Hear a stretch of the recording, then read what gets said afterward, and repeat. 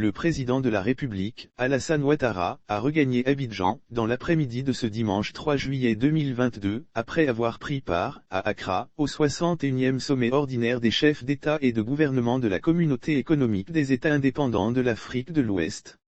Le président de la République Alassane Ouattara a été accueilli à l'aéroport Félix Houphouët-Boigny, ce dimanche après son séjour à l'étranger de France à Accra, la capitale de Ghana pour le sommet des chefs d'État de l'Afrique de l'Ouest, ce dimanche sur la situation politique, sécuritaire et économique dans la sous-région. Sommet décisif. À ce sommet, les régimes putschistes du Mali, de la Guinée et du Burkina Faso étaient au menu. Le sommet a examiné les rapports sur la situation politique au Mali, en Guinée et au Burkina Faso, l'état de la communauté ainsi que la réforme institutionnelle et le programme de la monnaie unique de la Communauté économique des États indépendants de l'Afrique de l'Ouest. Lire aussi sanctions Mali, Burkina, Guinée, le sommet décisif de la Communauté économique des États indépendants de l'Afrique de l'Ouest ce dimanche à Accra. À son ouverture, le président ghanéen Nana Akufo-Addo a déclaré que les 15 membres du bloc s'engageaient à soutenir le retour à l'ordre démocratique des trois pays et prendraient les décisions appropriées après avoir entendu les rapports sur leur progrès.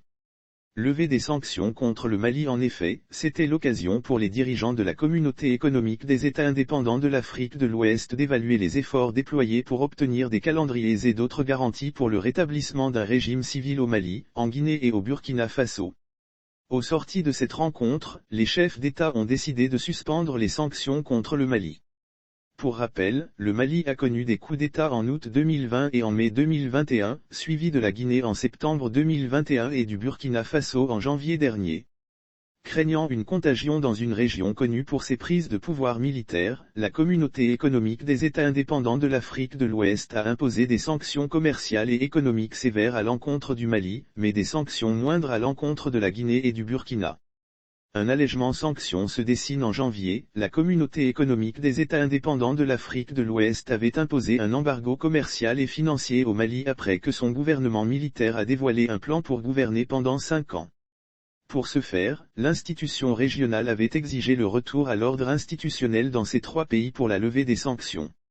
Lors du dernier sommet le 4 juin, aucune décision n'avait été prise et la CEDEAO s'était donné un mois de plus pour négocier dans le but de pousser les juntes à fixer un calendrier de retour rapide dans les casernes. Mais les trois pays ont redoublé d'efforts ces dernières semaines pour prouver leur bonne volonté.